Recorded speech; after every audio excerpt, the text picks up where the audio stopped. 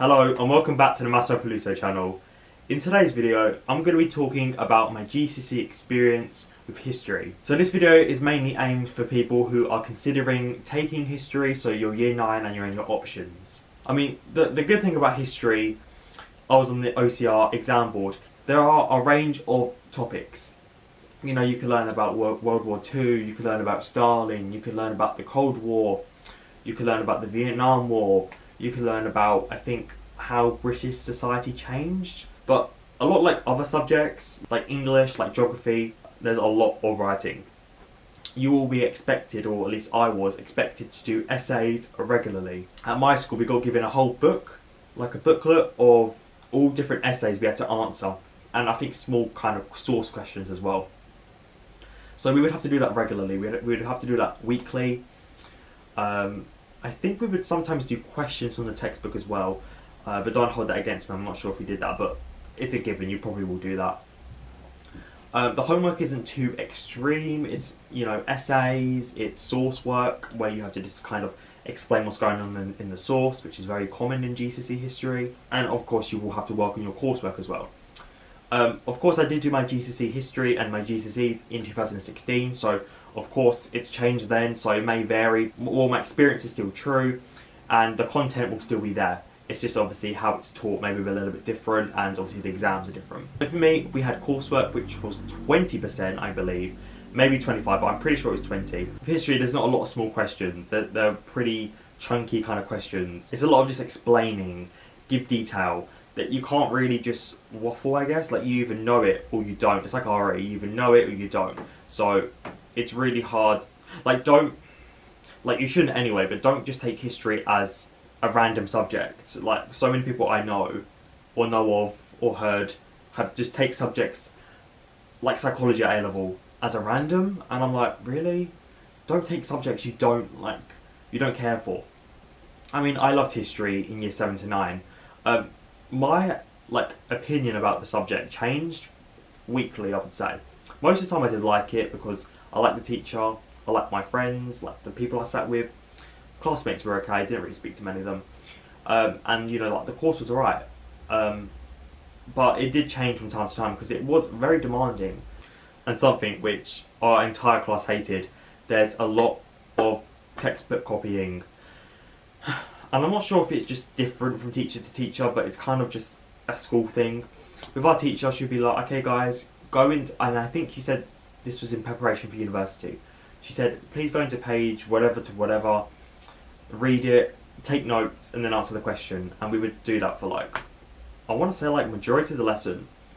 It's quite nice if you're like me, you're quite a independent kind of, want to work on them by themselves, don't really want to talk to many people kind of person. I mean, I sat with my friends, so we spoke, but I kind of like to just get on with the work.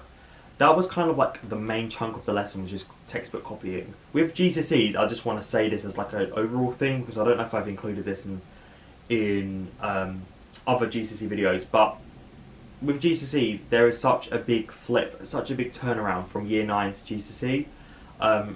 It's kind of like I said, it's game on now, it's serious now, like, it's time to work. It's not anything like that, it's serious now, it's doing essays, it's doing coursework, it's, you know, like, serious exams. And I want to make it clear that don't go into it thinking it's just another school year, because it's not. When you go into year 10, it changes completely. Year 7 to 9 is like preparation, and kind of like you just getting into the swing of things, and then it's like, okay, showtime. Again, like I've said for other videos, my biggest tip is to go and research, maybe email if you don't know or whatever, find out what exam board you're doing and look at the topics. Like I said, if you like majority of them, do it. If you don't really like majority of them, then maybe you should reconsider another subject. But again, the likelihood of you disliking a unit will be, you know, a high chance. You can't have, you know, the best of both worlds. So there's going to be ones you like and ones you dislike. Yeah, throughout the 2 years of history, again, don't know if it's just my teacher, but I don't think so. I think it's just the nature of the subject. We didn't do any group work, and if we did, it was very small, and it's like 5-minute discussion or something. It wasn't anything major. Yeah, so I really do recommend taking history. You should really be cautious of the workload. There is a lot of work to do for history or any essay-based subject.